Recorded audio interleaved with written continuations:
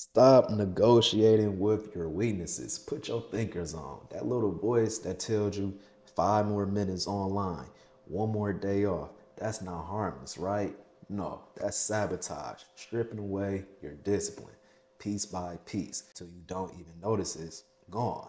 So, whether you're a student trying to stay focused, a worker holding it together, a creator chasing consistency, or somebody thinking about the legacy you'll leave behind, this fight shows up in your everyday choices. I'm giving you one clear rule you can test the moment weaknesses shows up. So don't just hear me, listen. Prove it to yourself because those little inner deals, they're the very thing stealing your power. Let's talk about the silent deals that steal your discipline. Those tiny, just one more thoughts that creep in when you're tired, bored, or distracted. Just one more scroll before bed. Just one more tomorrow, one after another. Excuses, right? It comes dressed up as comfort, but underneath, they drag you further from your goals. At first they feel harmless, like you're just giving yourself a little break. But here's the hidden cost. Every time you accept that whisper, you plant a seed of delay. Delay is the enemy. What looks like nothing in the moment can become the most consistent blocks to your growth. Over time, those whispers don't just nudge you, they train you to surrender discipline without even noticing. And this is the most dangerous way to let this occur. I remember a time this hit me heavy. I woke up with real plans to lock in work, but the phone buzzed. I told myself 5 minutes, then I'll start. Hours later, yes, hours later, I was still scrolling. Inbox ignored, task untouched. The daytime slipped away. And I knew deep down I had handed over my focus. That wasn't rest, that was me letting weakness write the rules of my morning. That's another thing y'all need to take with y'all. It's all about how y'all start y'all day, right? Start it off being productive. So, the reason it happens so often isn't just lack of willpower. It's how your mind gets tugged in 100 directions. The more little choices we face, the more drained we get something. That even psychology compares what's called decision fatigue. Add to that fact that phones and apps are built to exploit distraction, bright colors, infinite scroll, never ending notifications. It's no wonder by the time you try to be serious, your energy for discipline is already running low, aka depleted. This system is designed to keep you bargaining with weaknesses. Now, step back and look at history. For much of human life, survival didn't leave much space for those bargains, right? If you had land to tend, fire to keep, or people to protect, hesitation meant loss. And for many of our ancestors, delay could carry a heavier cost than just a missed task. It can impact the whole community's safety. In those conditions, discipline wasn't a buzzword. So, what was it? It was reality. That perspective shows us something. The urgency to move without excuses has always been inside human experience. And our lineage carried it strong. The problem isn't that we don't have the capacity, it's that modern life tricks us into forgetting it. But here's where most people stop short. They try to manage weakness, track habits with apps, add accountability partners, set routines, all fine tools. But if the voices of excuse is still living in your head, then what you're really doing is carrying it along. And every time you engage with it, you make it stronger. If you keep entertaining weakness, it keeps its seat at your table. The only true path that shifts the game is to remove it before it spreads through your day again. So I'll give you a simple test to try right now. Next time that first excuse shows up, when you tell yourself, I'll start in 5 minutes, don't argue with it. Instead, move your phone out of reach. Set a 2 minute timer and start the task immediately. Even Alice Harmozy, he does that. He'll put his phone in a completely different room, right? This is somebody that's a multi-millionaire, by the way. So look, small move, but watch it quickly shift the energy and kills the first excuse without debate. Now, and that brings us to the core question. If these tiny bargains can steal entire days, what happens when you refuse to negotiate at all? When you cut every excuse the second it shows its face, right? Think about that. You're killing analysis paralysis, right? The power of killing excuses instantly is simple, but it's hard, right? The moment weakness begins to speak, don't stall, don't manage, don't rationalize, cut it all off.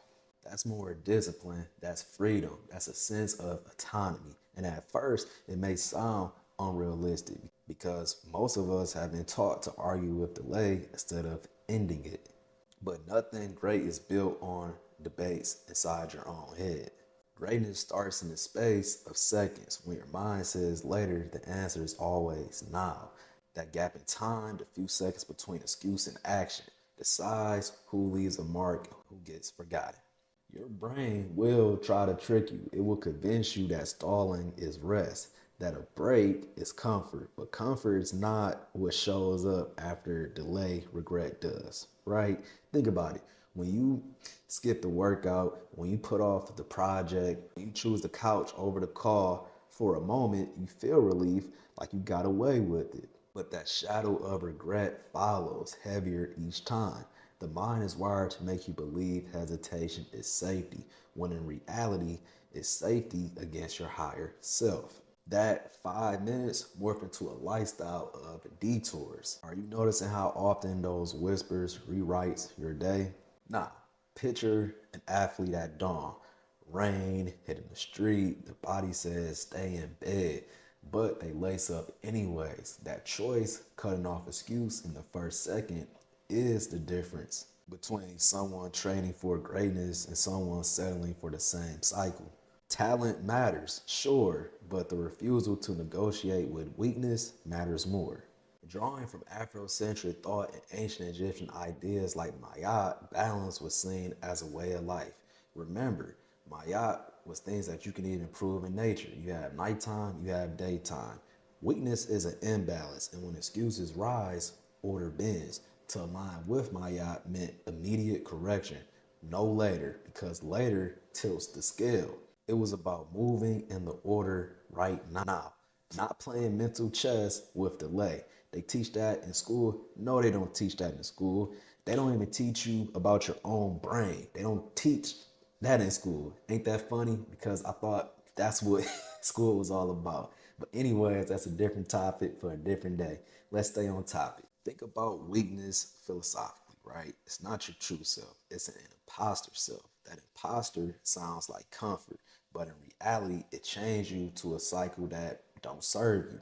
The real self, the self aligned with power, only shows up when those excuses are silenced. The moment you cut that voice off, cognitive space clears. All that means is brain space, right? Suddenly you have the energy for creativity, for leadership and building community, or even political impact. Excuses aren't just a weakness, they're thieves of the very resources you need most. So here's the tool, call it the instant kill rule. It's 3 steps, always the same. Detect, decide, act. When you hear the excuse voice, detect it. Don't explain it away. Step 2, decide, say out loud, no deal. Step 3, act immediately. Immediately. Move your body into the things you were resisting.